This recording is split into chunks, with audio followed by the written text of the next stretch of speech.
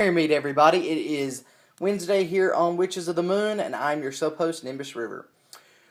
This week is Share Spell Week, and I am sharing my spell of Good Riddance. And I don't expect you to read this, but this is actually an excerpt from my book Shadows, and feel very privileged that you're getting to look at this, because I said I'd never show any, but this is a perfect time, and I feel okay about it, so there you go.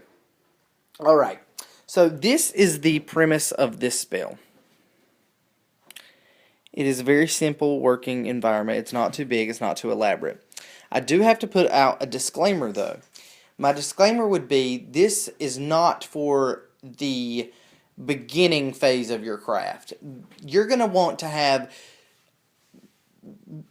you're going to want to have practice with intent and visualization, because this is really what brings this spell to life and makes it as powerful as it is. Not that the ingredients aren't really nice and really powerful, but in every spell, your intent and visualization is what causes the change in the universe.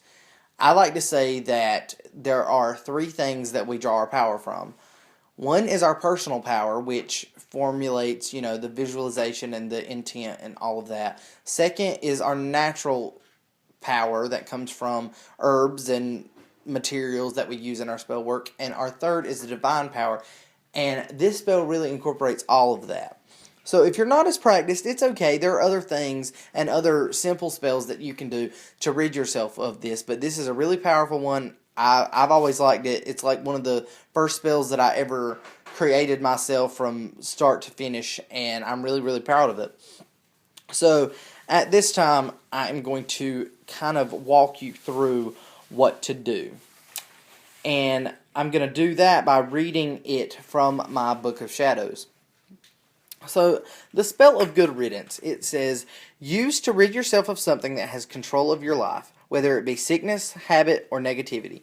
Best cast on a full moon. Gather flour, basil, garlic, black pepper, one blessed egg, and a cauldron or bowl. Also needed is a piece or a symbol of that which you want to rid yourself of.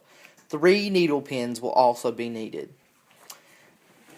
Cast a circle and call upon the elements and god and goddess. First, add the cup of flour as the body of your problem. Add basil for power. Add garlic for potency. Add black pepper for banishment. Add the blessed egg and the piece of your problem to give it life in the physical world. When the mixture is a firm ball, remove it from the bowl and focus all of your energy on the ball. Imagine that the ball is the problem. This is where you will pull all your magical energy into the ball.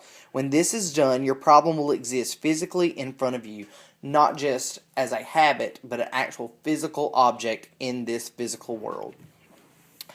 So, at this point, you will recite a phrase of intent to the problem and stab a needle pin into the problem thrice. Thrice means 3. The wounded problem should then be buried by the light of the moon into the earth. Say good riddance to the problem and leave it in the earth to rot. As the physical mixture of the problem goes away, so shall the one plaguing your life. So mote it be. Okay, so now you're going to come back to this area over here. And I'm going to show you 2 things. I'm going to show you, number 1, how to bless an egg.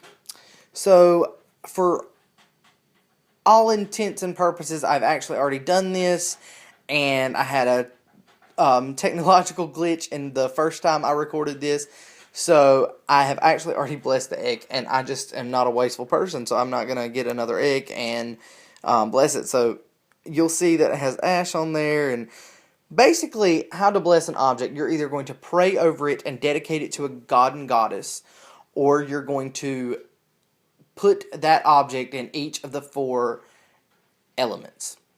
I've done that by my pinnacle. I laid the egg on the pinnacle, and each time it's on or in the element, you're going to want to say words of power over it. They can be all kinds of different things you want to say, but a really simple thing would be to recite, power of earth, I call into this egg that which roots me to this world. so shall you root this egg. Then you're going to bring it over here and you're going to wave the egg inside the smoke of the incense. And you're going to say a similar thing to incorporate the power of air into that egg. Same way with the candle. And I dip the actual candle in the flame and then into the water in my chalice.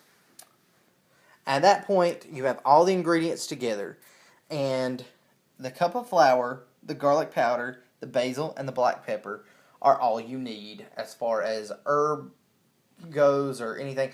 I have not incorporated any crystals into this. I just don't see where they would fit, or anything else. So it's basically just basic kitchen ingredients, which when I first created this spell, I needed really quick things that I could just pull. So I didn't want to have to incorporate really complicated ingredients that the basic witch would not have.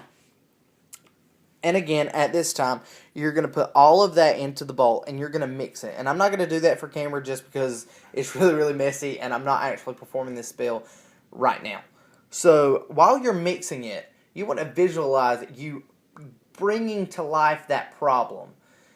It may be a psychological problem. It may be a bad habit. It may be negativity that is surrounding you. It may be a person. I guess you could, a person plaguing you. You could think about that. You're going to bring that energy into this mixture. And like I said, the piece or the symbol that which the spell calls for, say it is to break the habit of smoking, you're going to want to put a cigarette into this mixture. Say you're sick and you have a really bad cold. I know this is nasty, but put some phlegm in the mixture. If someone's plaguing you, put a picture of that person in the mixture. In that case, I would probably burn the picture and then put the ashes in there, but just to make it mixable. But that is what really gives this life. You're gonna put some of your habit, some of your problem, some of that thing plaguing you into this ball of dough, basically. When you've got the ball of dough, then, like the spell I read out says, you're going to recite a message of intent. You're going to recite this phrase. You're going to say, smoking, you no longer plague my life. You are not this monkey on my back. You are not going to cause me health problems. You're going to stab it. You're going to say, smoking, you have really made me stink for a long time. You have given me breathing problems. You have caused me to feel sluggish all the time because I'm not getting the appropriate oxygen that I need. And then you're going to stab it. Then that last pin, I always say, you know what, problem, you are no longer at this point a problem in my life. And you're going to stab it. So, with that being said, you're going to take that ball, you're going to go outside in the light of the moon. This should be done at night under a full moon, if not during a waning period of the moon. You're going to take it and you're going to bury it as far into the earth as you feel the need to. It can be as shallow as you feel the need to. And as that ball, that physical problem that you've just created, decomposes inside the earth, your problem's going to go away. I hope this was not too messy. Like I said, beginners, maybe you shouldn't do this spell just yet. Wait till your visualization and your intent has grown a little bit. I can't express how this spell has worked. I used it to help me quit smoking. I've used it to help me get rid of a cold. I've actually done this spell with a friend that wanted to rid herself of a habit. Just all kinds of things. My wife has done this spell with me one time. It's not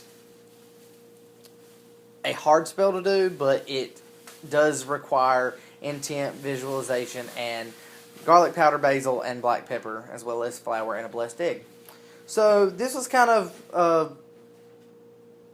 little demonstration for you. I'm sorry I couldn't actually do the spell in front of you just for my personal reasons. I probably wouldn't do that anyway, but I'm glad I shared it. So with without me rambling any more about this, I hope you enjoyed this, and blessed be.